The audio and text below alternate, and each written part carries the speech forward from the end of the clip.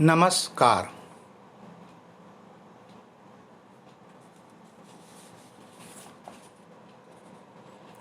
काकी नामक पाठ में एक अबोध बालक श्यामू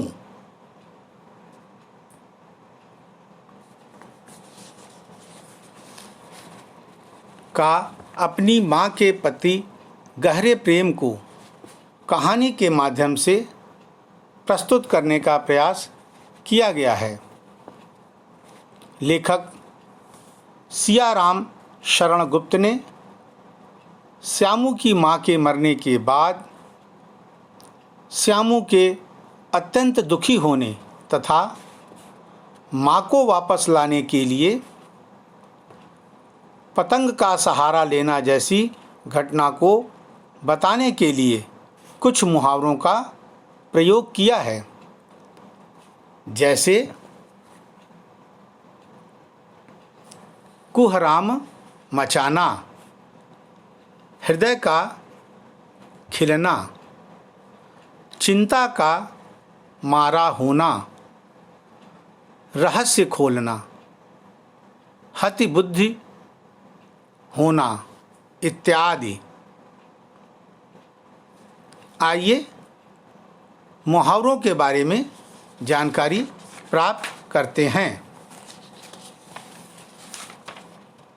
मुहावरा वह शब्द या वाक्यांश होता है जो किसी वाक्य में अपना सीधा अर्थ न देकर कोई विशेष अर्थ या सांकेतिक अर्थ देता है। जैसे कुहराम मचाना। कुहराम मचाना अशांति फैलाने के संदर्भ में कहा गया है। हृदय का खिलना अर्थात प्रसन्न होना, चिंता का मारा होना,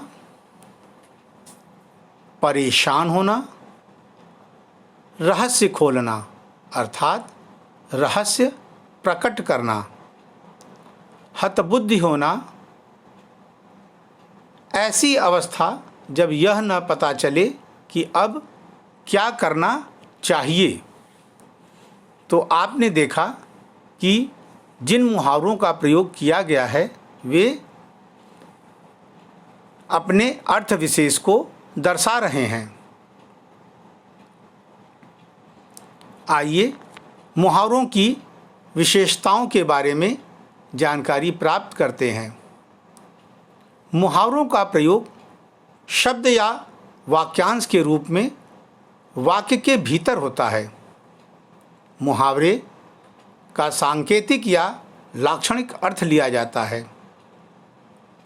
मुहावरा जब वाक्य में प्रयोग होता है तो उसकी क्रिया तथा लिंग वचन के अनुसार बदल जाती है और मुहावरे का अनुवाद नहीं किया जा सकता। ये सभी मुहावरे की विशेषताएं होती हैं। मुहावरों के बाद आइए लोकोक्तियों के बारे में जानकारी प्राप्त करते हैं।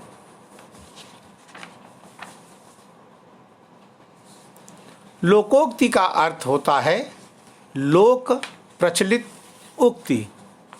अरबी में इसे कहावत भी कहते हैं। लोकोक्ति का एक उदाहरण है जैसी करनी वैसी भरनी।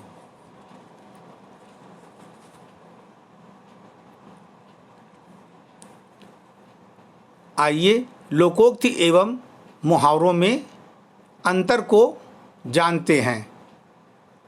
लोकोक्ति अपने आप में पूर्ण तथा स्वतंत्र होती है, जबकि मुहावरे वाक्य में प्रयुक्त होने पर ही अपने अर्थ देते हैं।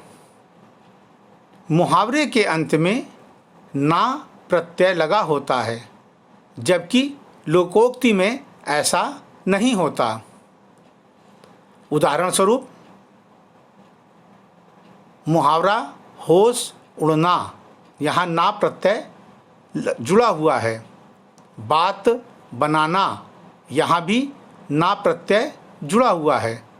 किंतु लोकोक्ति दूध का दूध, पानी का पानी अपने आप में पूर्ण है। धन्यवाद।